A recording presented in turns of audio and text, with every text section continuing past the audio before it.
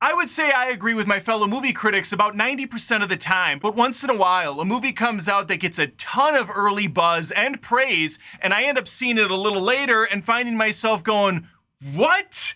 Really? This movie?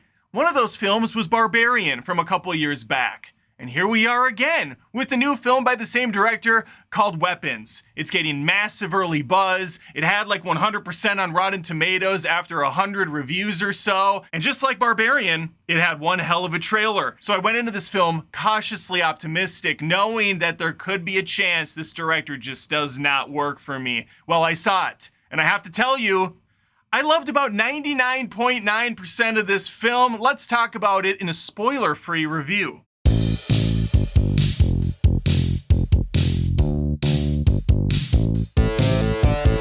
Weapons is rated R, it's a tidge over 2 hours long, and the story is presented out of order. It narratively runs a little bit like Strange Darling, not presented in acts, but instead focusing on individual characters. I'm not the biggest fan of telling the story through a bunch of different lenses over the same course of time, but just different vantage points. However, it spices things up in Weapons. I'm gonna give you the most bare bones basic plot possible because I want you to go into this movie pretty fresh. And I also want you to maybe think about subscribing to the show Adam Does Movies on YouTube, Spotify, and Apple Podcasts, but that's your choice to make. It's up to you at the end of the day. It is free though, so.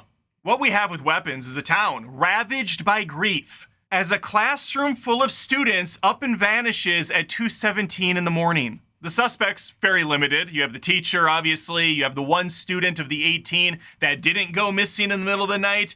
And that's really about it. So we're gonna spend the next 2+ hours trying to unravel the mystery along with these protagonists and figure out where the hell these kids went, if they're still alive, and who or what is doing this to them. Julie Garner trades in the silver paint for a nice teaching job. She's gonna be the central protagonist here. You got Josh Brolin thrown into the mix and a few other key players come and go. All the issues I had with Julie Garner in Wolfman have been remedied here. She's a delight with this character. If you watch the trailer for Weapons, found yourself completely entranced by the vibes, the tone it was going for, I will say, kind of misleading. At least the trailer I saw presented this movie as a very dark, creepy, eerie film, but that's not really what you get here at all. There are some creepy moments for sure, there's nothing scary, and there's really not more than 1 or 2 jump scares max. It's actually quite a bit funnier than I was expecting, which probably won't come as a surprise to some of you that really liked Barbarian. There was some weird humor in that too.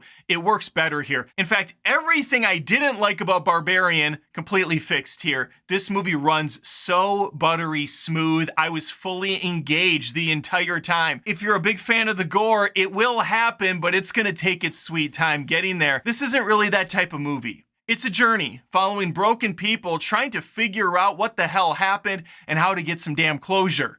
It kind of reminded me a little bit of Prisoners in a sense. Because you have the tragedy, you have the person taking the law into their own hands, you also have the law, but they're spinning their wheels, they're taking their sweet time. And also like Prisoners, this has an ending that kind of made me go, why? Why did you spike the ball a yard before the end zone? Now, while the movie did piss me off, I just let out this sad, heavy sigh. Like, oh, all right, well, this could have been something truly amazing, but instead it just kind of whimpers at the finish line. It's like hearing a potentially amazing song. It builds slowly, and finally it hits that powerful note, and you're like, yes, let's go, and then it ends. It abruptly ends without finishing the payoff. It's like the weird trend teenagers were doing 5 or 6 years ago called edging. And I think that's probably the most mature, sophisticated way I can describe Weapons. It's edging. It's pleasurable right up to the finish, but then it stops. And that makes me sad. So I guess this is one of those films where you say it's not about the destination, it's about the journey. I liked everything they built up, and I did like where it finally ended up going. It's just they didn't let it breathe, they didn't expand on it, they didn't go all out one way or the other, instead waffling through this final act, and I was just like, damn it, this was so freaking fun.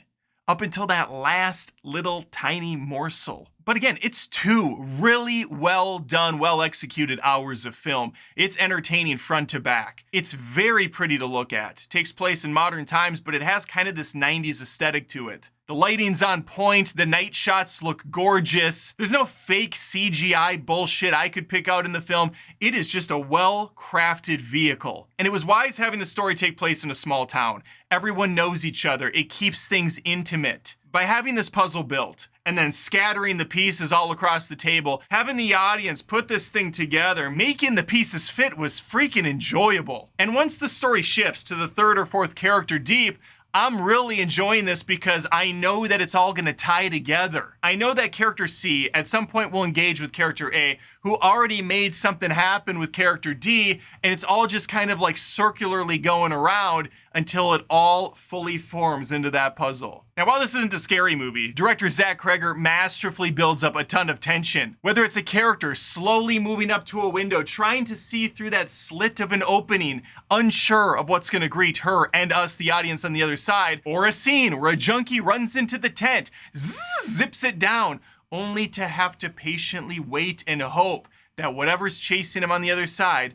doesn't pop on inside for a meet and greet. Another thing this script does that I really freaking enjoyed was just how many little sub-stories were going on in here. You follow the 6 or so characters, and they each have their own little side quests. Baggage that they're dealing with at home. Their job might come into play, their relationship with the townsfolk. And just all this little world building that adds more breadcrumbs to the overall narrative.